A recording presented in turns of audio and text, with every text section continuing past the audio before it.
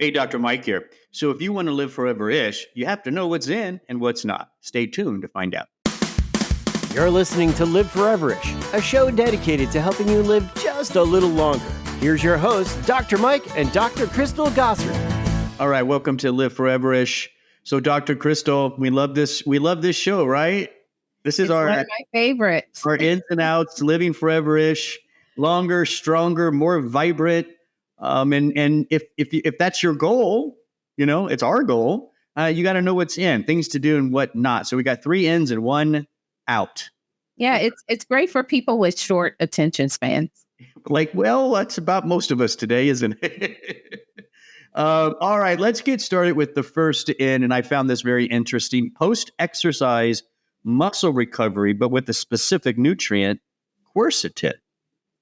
Yes, it's a study published July 2023 in the journal Biology of Sport. I love this one, Dr. Crystal, because you and I know how important it is to maintain muscle health, right? That's living forever-ish, right? Mm-hmm. And we also know exercise is an important part of that. But the reality is when people exercise, sometimes if they're not as committed, their muscles hurt. Then they don't exercise for a few days, and then they try it again, and then there's just like this cycle of exercising a little bit, dealing with muscle pain, and then when you feel better, 2 weeks later you do it again. We don't want that. We want consistency, right? I know, yeah, and this is a little controversial. There's the school of thought that the muscle when you're working it there are those tears, those micro tears, and the inflammatory response is there to heal. And so you don't want to dampen it too much. But you're right, Dr. Mike. If it's getting in the way of you going back out there, then a little bit of support to help to manage the inflammation, I think, it's what people want. Maybe not what they need. Yeah, well, it's a very common Google question, isn't it? How can I help my muscles after recovery? But let's also be honest. We in our country we have an aging population. People who are exercising, they're not athletes or anything like that. They're just trying to stay healthy. And so for me, I think that population focusing on some, muscle recovery nutrients, I think is pretty good. But you do make a good point. Soreness is part of the growth. Right. Yeah. So let's talk. A little bit is okay. Yeah. But if it's not really manageable, maybe you overdid it, then consider quercetin. So let's talk about it. So I guess this was a systemic review, right? Meta-analysis and review put together. Looks like there were 13 studies that included close to 250 people. Some of them well-trained, some of them doing nothing, right? At the end of the day. Mm-hmm. On average, it looks like the dose was 1,000 milligrams per day. I guess there was one study that was an outlier, but most of them were 1,000 milligrams per day of quercetin. Tell us what they found. Yeah, so they kind of pooled the results of 6 studies and specifically that measured creatine kinase. So that's a marker of tissue damage, and found a significant decrease 24 hours to 48 hours. So 1 to 2 days after exercise among participants who received that 1,000 milligrams of the quercetin. Yeah, and so in that creatine kinase, just so everybody knows, that's a very common, a lab measurement for just muscle tissue damage, really from any source. Mm-hmm. Yeah, and so it's nice to see that quercetin was able to bring that down. And so what does that mean? Well, it's a surrogate marker. If you're bringing creatine kinase down, it's a surrogate marker for healing. Right. Yeah. Yes. And many people are taking, if you're not taking quercetin and you're looking for another reason to take it, people take it for their immune system. Here's another reason to get that quercetin and add it into your routine. Yeah. Now, I don't think you can just go run out and get an everyday quercetin. There's a problem with it, right? And this is a problem with a lot of the polyphenols. They don't absorb well. Right. Yeah. So there are different options, but we wanted to highlight some quercetins that you may be reading about. The quercetin phytosome, which is from sunflower phospholipids. So that quercetin is kind of a a part of the membrane of that sunflower, and it's helping you to kind of boost the quercetin levels with lower doses. Yeah. So 10 milligrams of this phytosome quercetin formula is equivalent to 500 milligrams of just regular old quercetin that's unformulated. Right. Yeah. Mm-hmm. So at the end of the day, it's more bioavailability. You're going to get more benefit. Do we know in the studies if they were using a phytosome one, or were they using No. This was just unformulated standard quercetin. See, 1,000 milligrams. So I get even more excited now because I think you can see even better results if you're doing one that's more bioavailable. Yes. Yeah. All right. Listen, I take quercetin. I think this is a great, as you said, another really good reason, especially for the aging population who want to continue to exercise, right? Yes. Right. And right. some days they just can't because it hurts. Hey, quercetin may be a good option for you. All right. Let's go to our number 2 for Living Foreverish. This is about calorie restriction, but this isn't exactly about the longevity part of calorie restriction. It's more focused on muscles, right? Well, I think the broader idea that the researchers, and a lot of researchers are trying to identify if the results that we have seen with calorie restriction in animals, does that translate to humans? Yeah. Everyone wants to know, because in animal models, from monkeys to rats, we're seeing that it helps to just transform biology. Yeah. Helps with the overall metabolism. It helps to activate genes, not just for longevity, but genes for healthy cell metabolism. Yeah. Calorie restriction helps your cells clean themselves up. Right. And that's, I think, a big part of longevity. It's not just activating those longevity genes. It's actually helping the cell right now. Right. It just helps that cell perform all the things that the cell has to do, I've always said it this way. I think I've told you this before. For me, calorie restriction is kind of like you're making your body function at a more optimal level. It becomes a lean, mean metabolism machine. Because you're limiting resources coming in, so it has to get better at working with the resources it has. I mean, I think this is kind of a good way to explain it. And so It really does work. I know another bit before we get into calorie restriction and the effect on muscles. Not only are we wanting to know if humans really do get that same longevity effect. Of course, that's harder in humans because we live longer, right? That's what, those other animal models, they're short lived. So it's easy to measure that. But anyways, but another question too is, how much do I have to restrict? I know the standard's like 25%, right?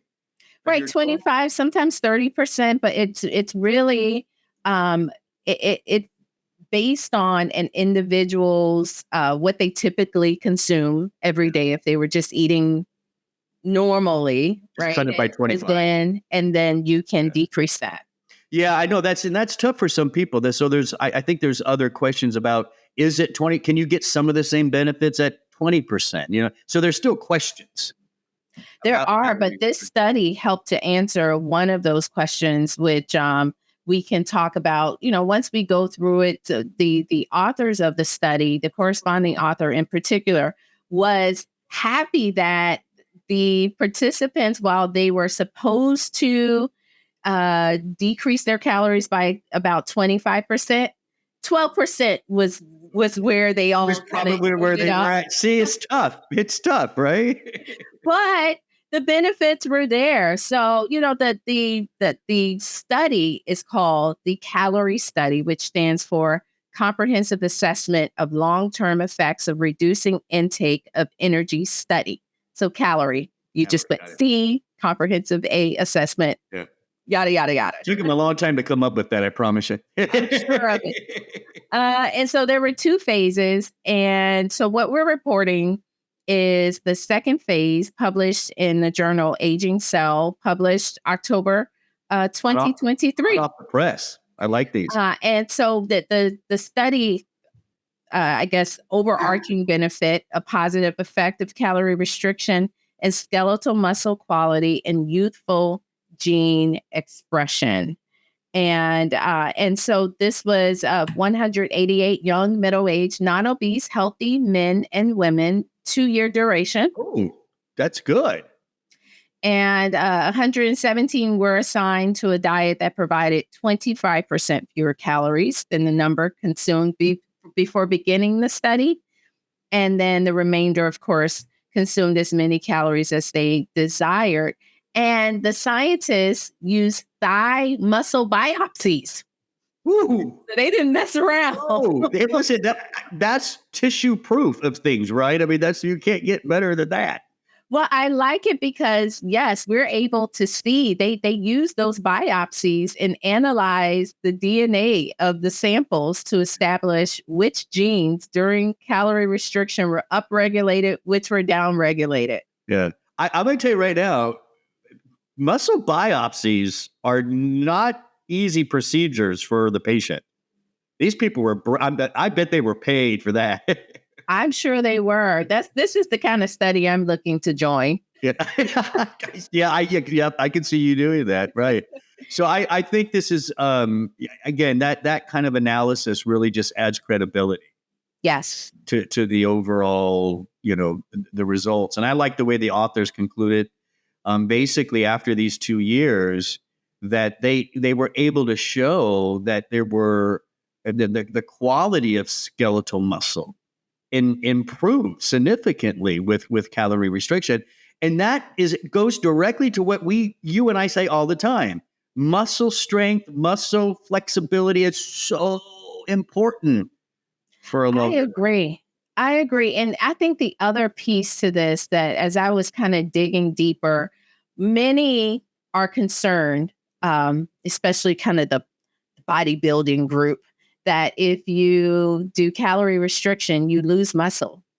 Sometimes when you're losing weight, you lose muscle. But what the researchers found, even if you lost a little, the quality of that muscle is so much better until it's kind of okay. I mean, sit out. The major athletes aren't going to buy into this yet. There's going to have to be more studies on this. But so if this can be shown, when that's what we do in science, right, Dr. Chris? So you get a good study. It should be repeated. You should get some of the same results. Mm-hmm. And if you do that a few times, it adds credibility. And at some point, you got to start thinking, is this a paradigm shift for muscle builders?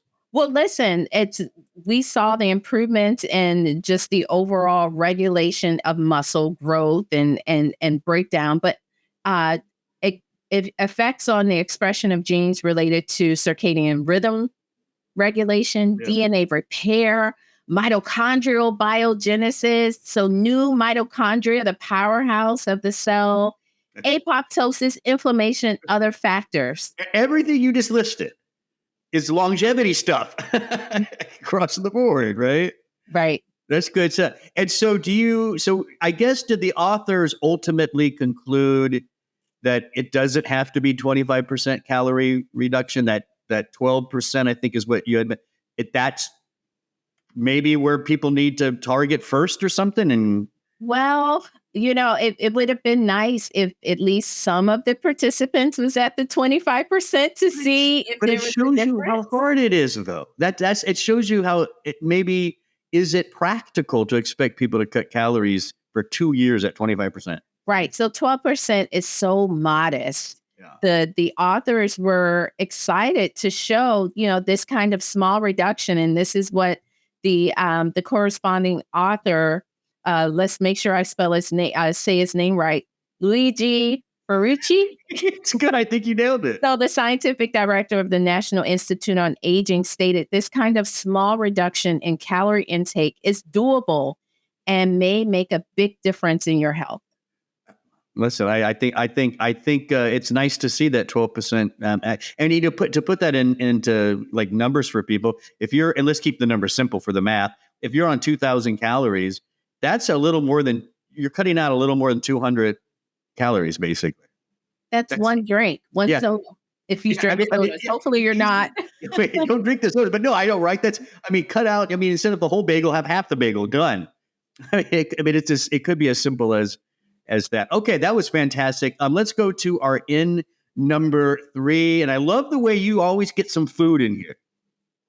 Right? Well, Dr. Mike, I was hoping we're at home. We're not in our studio, but I was going to bring in dragon fruit. And so my daughter was the inspiration for number 3. She loves dragon fruit. Yeah. We were shopping last week and she said, dragon fruit. She just lost her mind. I said, okay, go ahead and pick out dragon fruit. And I was shamefully had no idea how to cut it, anything about dragon fruit. Yeah. It's weird. It's weird looking. Yeah. And so we brought it home, and my husband, of course, he knew. He was like, well, it needs to be refrigerated. It's better cold. Said, okay, we'll put it in the refrigerator. We'll have dragon fruit later. Yeah. And so the kids had dragon fruit. And so I figured I would look to see what research is out there. And I found a January 2023 kind of comprehensive review article on the health benefits of dragon fruit. So I said, it's going into our I think it's great. I think it's great. I mean, just kind of so 27 studies, 5 were clinical trials. The trials focused on, you have here, glycemic control, lipids, antioxidant status, how the vessels are dilating and stuff, and arterial stiffness. And I guess overall, they saw improvements in these things just by adding dragon fruit. Yes.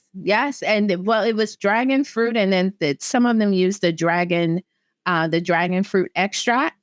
But I just figured, hey, it's another fruit. If you see it, it's in season from June to November. So you have 30 days to still find it in season. If you're listening to this, when it's posted in November. Yeah, and I think keep in mind that fruits and vegetables have seasons is important, because in today's grocery stores, you could almost see this stuff all the time. That's because they freeze the stuff for a while, and they bring it back out later when it's not in season. So keep that in mind. Eating them in season they taste best, and it's when they're most nutritious. Yes, the source of vitamin C, iron. You just cut it in half, and then you can just spoon out. The inner pulp. It kind of reminds you of kiwi, but the flesh is sometimes white with the little black speckles, or red with the black speckles. But it looks really weird, but it tastes delicious. Yeah, like a pairing between kiwi and pear. If you can kind of imagine that, very good flavor. I love throwing in food. We talk about food first all the time, and it's great to see that that's a major. Dragon fruit is a major in for Living Foreverish. Your daughter is right on it. That's right. All right, let's go to the out. This is what you don't want. These are the things you want to avoid. And in this case, we wanted to talk about dry eyes, right? And I this is definitely a problem for me, especially during, for me, it's spring and fall. Those are my allergy areas at times, whatever. Mm-hmm. And I definitely, dry eyes is part of my symptoms for sure. So do you think you're just not making enough, or is it your allergy medication that's drying out just the I only do quercetin for allergies. Yeah. And so I think it's the actual allergen, causing maybe a drop in tear production. Okay. And then, of course, once it's irritated, you start rubbing, and that makes it worse. Right. Yeah. And I don't like to use the over-the-counter teardrops, because we know that's not always the best thing long-term, right? They can help, like if you're doing it a few days or whatever, that's fine. But if you're doing drops chronically, your eyes are going to give up. They're just waiting for the drop. They're not going to. Very true. They're not going to make their own tears at some point. Yes. So when you're looking at dry eyes, it's either not making enough. Maybe those tears are evaporating too quickly. That's where the omega-3s come in, and we talked about that on a previous podcast where we discussed omega-3s for dry eyes, or maybe the low quality tear film. But now we're talking about something else, which is maqui berry. I love it. I love this. You know, you and I have seen this before, and I think I'm glad we're sharing this with the listeners. Before we get into maqui berry, what about we talk about computers and blue light and all that kind of stuff? I know that can fatigue the eyes, and we know it can damage your macula and your retina over time. But what about dry eyes? Do you think that's also? I don't think I get dry eyes by staring at the screens, but maybe some people do. Well, some people aren't blinking enough. So yes, when you're just staring at something or you're watching a smartphone, a computer, not only are you kind of getting the blue light, which is, impacting the retina, but yes, if you're not blinking, it's just kind of looking. Yes, it can be a cause of dry eyes. Of course, vision correcting surgeries.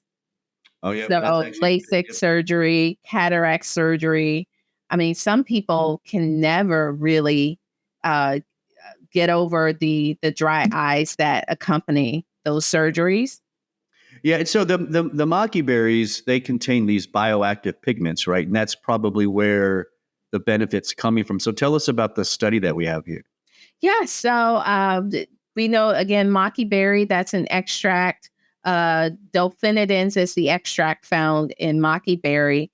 Maqui berry is a fruit native to Chile and Argentina, and it's been shown to increase natural tear production when taken orally. And in one study that we wanted to highlight, it's a little bit of an older study, but I like it because it's a randomized, double-blind, placebo-controlled trial published in the Journal of Traditional and Complementary Medicine. 74 healthy participants who had moderate eye dryness and eye fatigue were exposed to video display screens for at least 4 hours daily. There you go. Yeah. So that was the stressor. That was the stressor. Yeah. So they're all right. So they're saying, yeah, that's an issue with dry eyes. Yeah. Yeah. So 4 hours daily, half the volunteers took 60 milligrams of maqui berry extract daily. The other half took a placebo. I'm surprised. The 60 milligram. Well, obviously it worked. We got a positive study, but I would have thought maqui berry was higher than that. Yeah, so 60 milligrams, both groups started with about the same degree of eye dryness. And after 4 weeks, so this is just 1 month it's pretty quick. of maqui berry, the maqui group had a 45% increase in the production of tear fluid in both eyes. Yeah.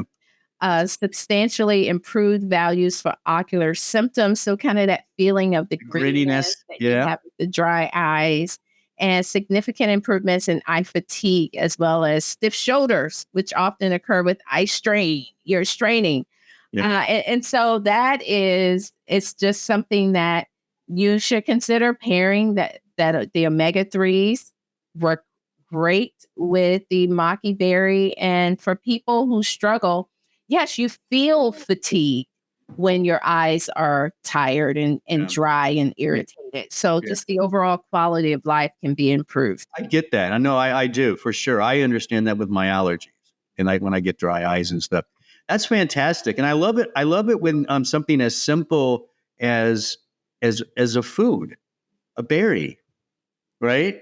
Safe, effective for dry eyes. You don't need all fancy stuff out there. I mean, the food can do this, right? That's why we love natural medicine so much. So, well, that's fantastic. There's our 3 ins and the 1 out for living foreverish. Hey, our sponsor, Life Extension, would like to thank our listeners with a special 10% off discount at lifeextension.com. All you got to do is when you check out with your order, just type in podcast and redeem 10% off as long as you're $50 or more. Plus, you get free shipping on your entire order. So check that out at lifeextension.com. And then don't forget, at liveforeverish.com, we got many, many more podcasts you can watch. Please go ahead and download, like, share, and subscribe so you never miss a show. That's liveforeverish.com. I'm Dr. Mike. That is Dr. Kristen. Thanks for listening.